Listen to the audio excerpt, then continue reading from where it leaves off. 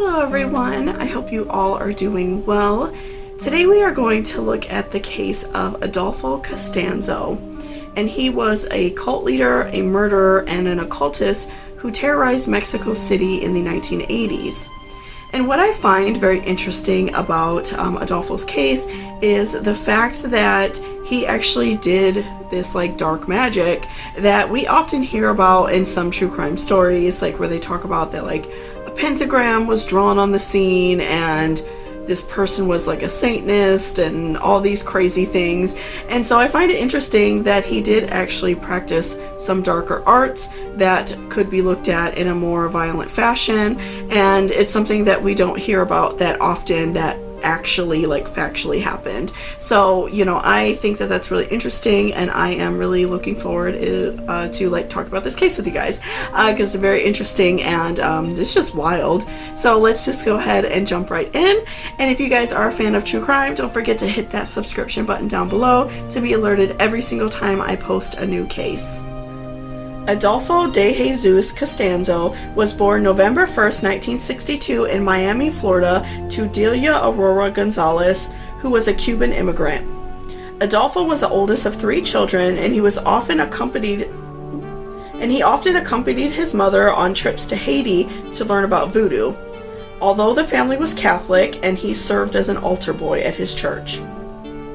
When Adolfo was a teenager, he began to work as an apprentice for a local occultist and practiced the religion known as Palo Mayombe, which is an African religion that formed in Cuba. Palo Mayombe includes Christian and Catholic practices as well as animal sacrifices. While Adolfo was young, his mother Delia was in several relationships and married several times, and at one point she married a man that introduced Adolfo to drug dealing. Adolfo and Delia were arrested several times for theft and vandalism. After Adolfo graduated high school, he moved to Mexico City and met 3 men named Martin Quintina, Jorge Montes, and Omar Oria. Adolfo taught these men spells he learned from his apprenticeship, and they began to follow Adolfo as their leader as they admired his magic. Now, just to clarify for people who may not be familiar with spiritual practices, there are many forms of spirituality and witchcraft, Wicca and green witchcraft. There's a lot of different practices out there that are very kind and gentle and are more suited to help that individual practitioner, and they're not necessarily to put harm on other people. But there are things you could do, such as animal sacrifices or using bodily fluids or certain harmful items like nails and glass and things like that that can potentially be used to harm other people. So it's really up to the practitioner and the person who is in these groups, or if they're a solo practitioner, on how they want to do their practice. If they want to be better and have better things come to them, they will do kind spells and gentle spells. But if they are more aggressive or wanting to hurt other people, then they will do things that hurt animals and people. It's not as common, definitely, but it does happen, and we see it throughout the world in different religions as well. But I just wanted to clarify that because you do often hear about in true crime stories that this person practiced this and that practiced that, and a lot of times it's not even true. But Adolfo did actually practice these things, and he hurt a lot of people and killed a lot of animals, which I find disgusting. So just wanted to clarify that. But yeah. Adolfo started calling his group the Gulf Cartel and began casting spells for the locals. In these spells, the group would sacrifice chickens, goats, snakes, zebras, and lion cubs. The Gulf Cartel also began to raid graveyards for human bones to add to his spells, and Adolfo's spell work began to be live events for the high-level drug dealers and other rich citizens of Mexico City. As Adolfo's behavior became more erratic, he wanted to shock his audiences. The Gulf Cartel began to murder, and the bodies were found all over Mexico City, and in total there were more than 20 victims. One of the final murders Adolfo's cult committed was of Mark Kilroy. Mark was a University of Texas student who was on vacation in Matamoros, Mexico.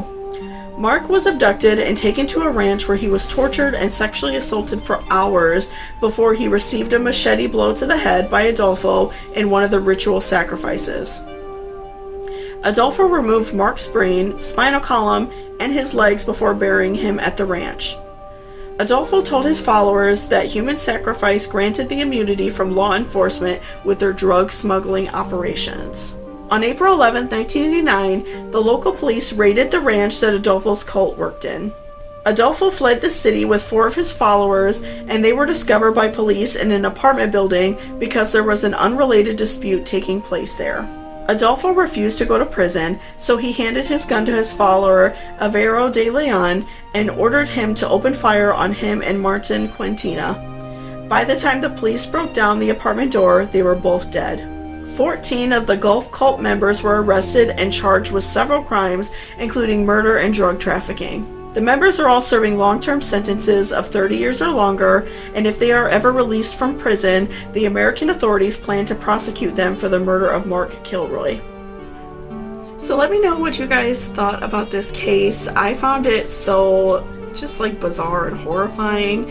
I feel like Adolfo was a terrible person. I think that he had some really scary things, and I think that it would have just become more elevated over time. It would have, he would have killed a lot more people. He would have become much more violent, and his spells, like his rituals, would have become much more extravagant, where he was doing, many more terrible things. And as we know with like cults and cult-like behavior, he may have, even had his members start killing themselves and things like that. So I just found this case really bizarre and really interesting. I think cults are so interesting and just crazy. Like, I just love reading about them. I just think the inner workings of a cult are just so wild. And, I think that for many of us, it's easy to say like, oh, I wouldn't get involved in that, but you don't know until you're presented with something that sounds pretty amazing. And I think because Adolfo was good at showing his people that he was able to make things happen through his spells, I think that they believed him. And so, it was really sad, and I find it very unfortunate that he killed himself, so he was not able to, stand trial for what he did. And I do hope that for the other people, that if they get out of prison before they pass away, the other members, I do hope that they do end up standing trial for Mark Kilroy, because that's terrible. And, he was just trying to like enjoy his trip, and that had to have been so horrifying. Like, I couldn't even imagine. So yeah, I just found this case really dark and disturbing and interesting, like I said, because you don't really see a lot of cases where actual like occultism is involved. It's mentioned a lot in true crime shows and movies, if you guys watch that type of thing, or like in books, but it's often not true. It's often very speculative, or the person just puts those things for kind of like shock value, but they don't actually like practice those things. But I found it very interesting, so let me know what you guys thought down below. If you found this video helpful or interesting, please give me a thumbs up down below, and please leave me any cases that you would like me to cover down in the comments. I'm always interested in hearing what you guys would like me to talk about. So otherwise, I hope you guys have a great day, and take care and stay safe out there. Bye-bye.